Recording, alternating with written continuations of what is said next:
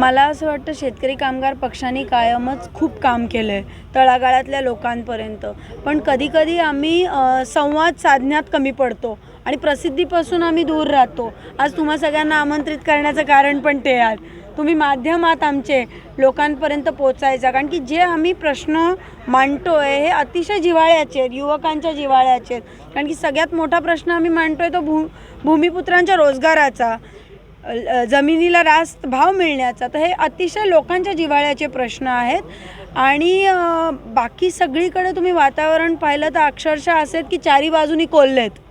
Coat करा, मी बाकी सगळ्यांना कोल्हे बोलले.